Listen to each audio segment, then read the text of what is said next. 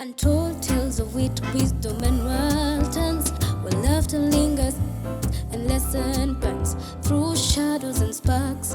Our courage lands, pages unwritten, true heart yearns. Foxy diaries are place to heal, where stories reveal what hearts conceal. Untold tales of wit, wisdom, and worldlands. Hi, Foxy family. It's yet another week. And you know what we do here in Foxy Diaries? We intentionally enter them. Okay? So, karibuni sana. Yes, we keep keeping on with our leadership series. And for this week, we are looking at something weighty. And when I say weighty, it's weighty. Because we want to dive deep into exploring who a leader is, and the angle we are taking this week is at what it costs to be a leader. So this week we are looking at what we are calling the cost of the mantle of leadership, whatever area of leadership you're in, be it in church, be it in the corporate world, be it in the business, fields, wherever it is. What is leadership costing you as a leader? What does it take to be a leader?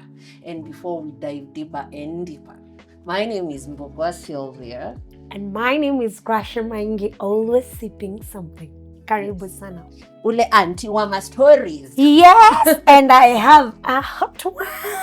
Umekuaje, lakini kabla nianze kukupea story, it's Friday, and Fridays are usually for those of us that go to church, are usually for casuals. Those of them that don't go to church, siku ya sherehe, wherever you are. Wow. Anyway, we live in a world where we have both these people. So why are we pretending like we are not talking to these people? Geuza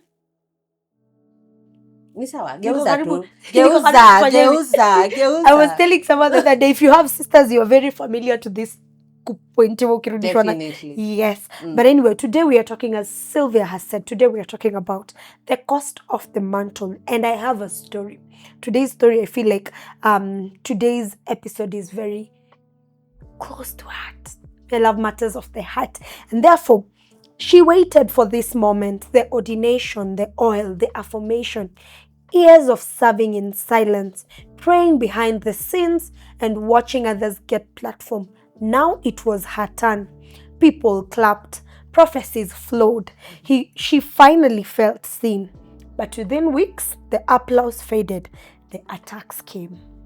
People who once praised her began questioning her leadership. Old insecurities flared. Her dreams became restless and dark. Her spiritual rhythm faltered. She began to feel like she was drowning in something she had begged God for. One night, she found herself seated in the parking lot after a draining leadership meeting, fists clenched on the steering wheel, whispering, "God, why does this mantle feel like a prison?" In that moment, she remembered a line her mentor had told her. If you carry the mantle for attention, you'll drop it when it brings affliction. But if you carry it as a burden of obedience, you'll grow into its weight. That night didn't solve everything, but it realigned her posture. She began to steward the mantle, not just survive it.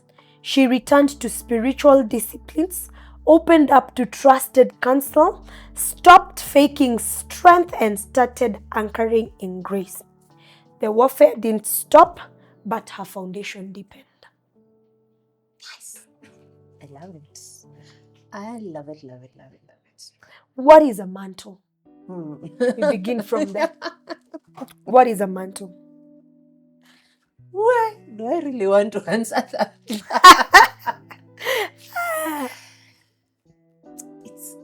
It's a lot of things. A mantle is a lot of things from my perspective.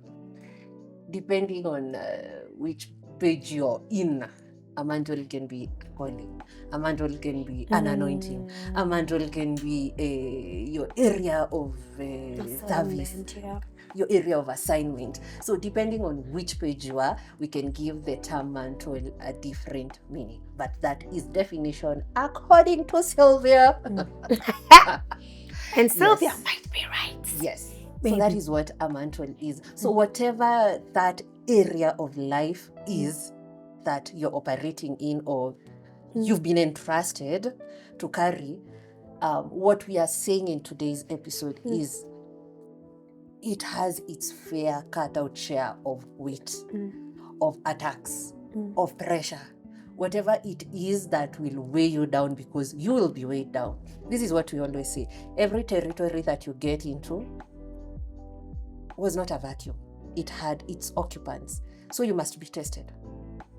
You must be tested. Say, for example, you've applied for work in the corporate spaces. You're not going to a new, you're not setting it up from ground up, as much as there are such instances. You're going to spaces where you find people. So they must test you. They must test your boundaries. Watakujaribu. And worse still, it is always, especially when you've gone to a leadership or managerial position, people will want to know how far they can push you. So can you maintain it? Can you withstand it? You know, especially when you're thrown to areas where the culture was bad. You know, you remember last week when we were talking about culture? Yeah. So imagine going to a place with bad cultures, bad systems, bad governance, bad everything. So you're there trying to first undo the bad before you introduce the good. You know, if you don't know how to go about it, if nobody told you that, number one, that is normal, because that is something that we want to tell you today, that leadership trauma is normal. Should you tolerate it? Should you tolerate it? No. You should work around it and know how to, like in our story, she started trusting, trusted counsel. She started finding ways of managing it. But leadership trauma is real. But how do you go about leadership trauma? How do you handle the weight that comes with this mantle, or the weight that comes with this position of leadership, whatever it is? Number one is you have to psychologically reframe your thinking. Stop seeing it as this thing being done to me. Stop. Yeah, there is a legit space of it being warfare, but if you realize it's warfare, then you have a solution for it. Pray. Fast. Seek trusted counsel, but there is a place where the cost of this mantle is pressure, Yeah. So you reframe your psychology, your thinking from this is meant to break me to this is refining me, because there's a place where the pressures, the weights are there to refine you, are there to prune you, are there to call you up hither. There are people in my circle, I tell them, Miss Kuhurumi, by the way, you're not a baby anymore. What is happening when I listen to someone's story, I realize what is happening. You're just being moved from one diet to the other. We are moving you from a milk diet, and now we are weaning you to more adult-like diet. So it's not supposed to kill you. It's not supposed to break you. It's supposed now to build you up for the next level. Yeah. Before I keep going and going, because I am loving this. Hey, easy topics, the leadership tunakwanga tunachia Sly has the whatever it is, but leadership anointing attracts warfare because it disrupts darkness, and therefore many people in the quit. kingdom areas, yes, many people quit not because they were not called, but because they were not able to handle the pressure when the pressure came. So the weight you carry reveals your need for the one who called you. Because when the pressures have come, because you remember our topic, the weight before the work? Yes. The weight before the pressures. Okay, mantles will reveal battles will reveal gaps where battle will start arising Yeah. from. So today we will applaud you, utaombewa, we will be there saying, oh, you've been ordained and everything. And then now, what the mantle will do, it will expose the gaps that applauses never revealed. So wars will come. Let me tell you, to be a leader is to declare war. Ndoyo. To be a leader is to declare war. War with yourself, war with the principalities in the spiritual atmosphere, war with the people who don't like you, war with the people that like you, war with your past, war with your future. To be a leader is to declare war. But how you fight that war reveals your capacity as a leader and your capacity to carry the mantle that is upon you. So how do you go about it? Because there is the myth of easy leadership. Oh, yeah, for who? I know there's the easy. If it was that easy, Yeah. everybody would leave. Yeah, what culture does, last week when we were talking about culture, and what culture does, culture often will make leadership look glamorous, will make you think that leadership is about you lording over people moving out of the way for you to pass, you walking with 5 protocol following you, you flying, and that's what culture will do. It will glamorize influence, but it will downplay the spiritual implication of being a leader. Because that's the outside, that is what we're saying on the outside, but what is happening in the inside? Because there is the myth that mantles are not medals, they are mandates. A mantle si crown umekelewa kwa kichwa ukaambiwa, oh, healthy queen. A mantle, as Sly explained it, a mantle is an assignment. A mantle is a divine calling. A mantle is what you have been called to do. And when that mantle, this reminds me of Elijah and Elisha. When Elijah was leaving and Elisha was being left behind. And then what did Elijah ask Elisha? What do you want from me as I leave? Elijah anataka, I want your mantle. Then Elijah is like, you've asked for? Umeitisha kitu ngumu, because Elijah knew the cost of the mantle he carried. He knew the cost of running from Jezebel. He knew the pain of sitting after killing people on Mount Carmel and then sitting and crying and shouting and telling the Lord, kill me. He knew the pain of loneliness when he was telling the Lord, it is just me remaining. And despite the fact that Elijah knew that, he knew what Elisha was asking for was not easy. And so he tells Elisha, you've asked for a very difficult thing, but as sure as you see me leave that mantle, ukiniona nikienda, that mantle will fall upon you. So it was very easy for Elisha to think, oh wow, the miujiza zenye nimeachiwa ni zile za because he was fitting into someone's shoes that were very big. He was fitting into someone who had battled Jezebel, one of the greatest wizards of Israel. You know, we still speak of Jezebel up to date because Jezebel was a powerful wizard. So we are talking about Elisha, who understood walking into the mantle of Elijah needed a certain spiritual capacity. And that is why when Elijah performed 7 miracles, Elisha doubled it up. He performed 14. Not because he knew this is glamour, he understood the mantle he was receiving. Because the first thing he does after he received mantle ni nini, he performs his first miracle.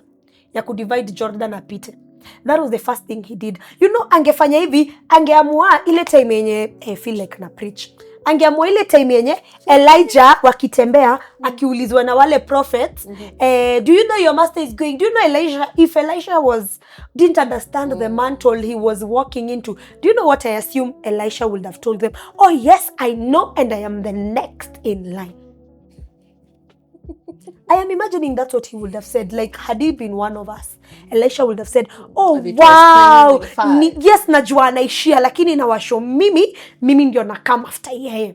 See, but he didn't say that. Why? Because he understood he was not just walking into a glamorous calling. He was walking into a burden. He was walking into obedience. He was walking into an assignment.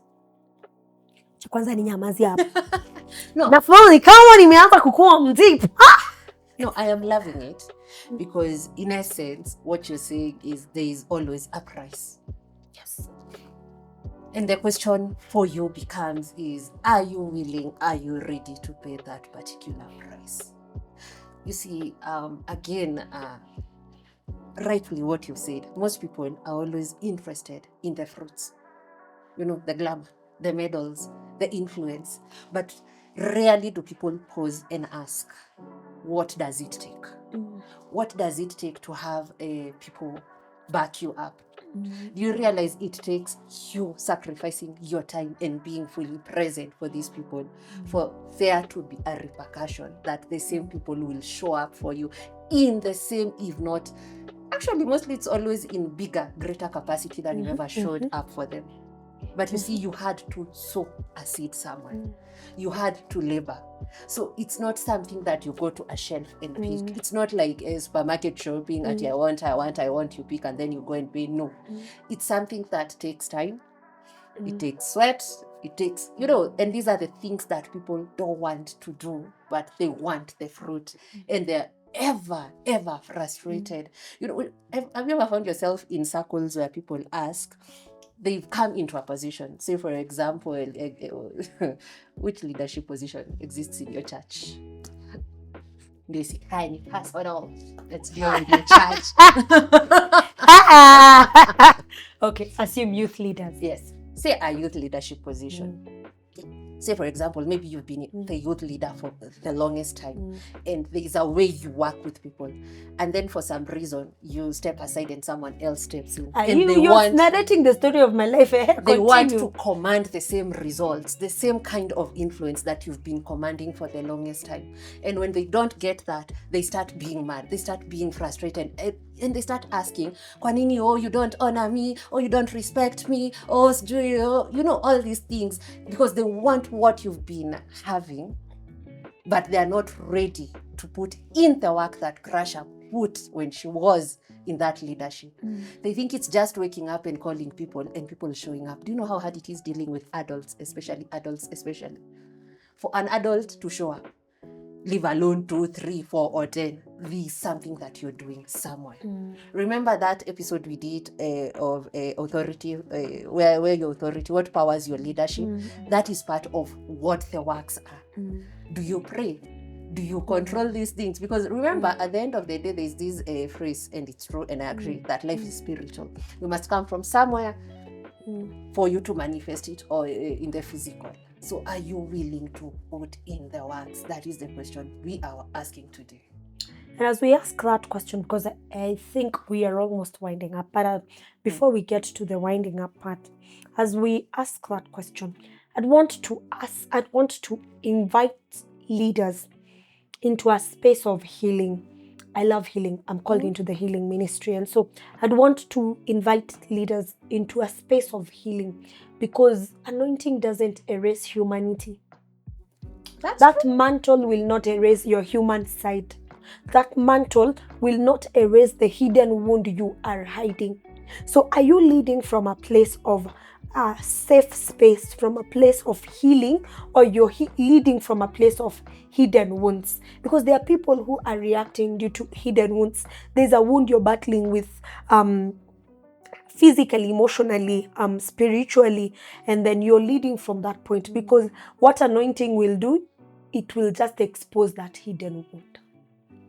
That's true. I agree. Because as leaders, I think I emphasize what you're saying. Do not run away from the process.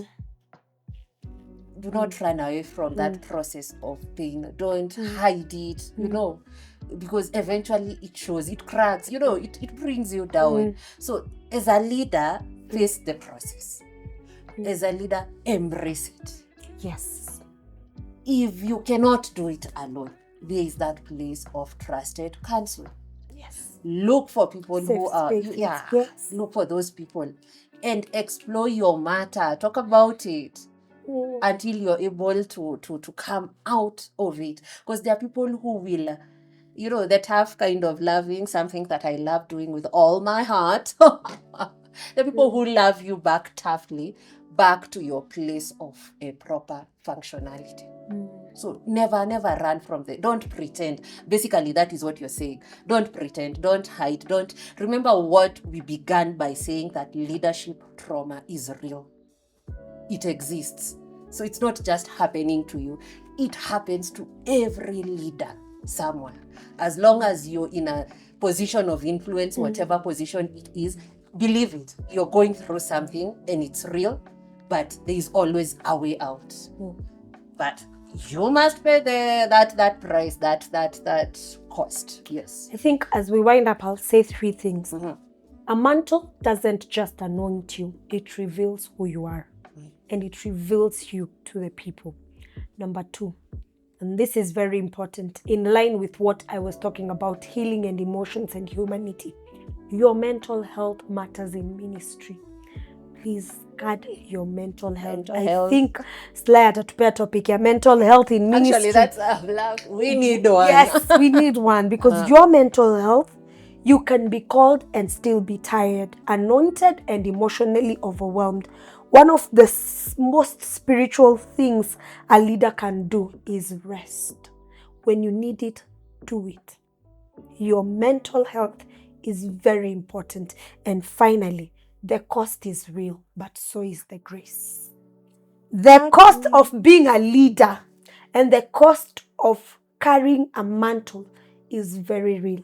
And so is the grace of the one who called you. That's my 2 pieces.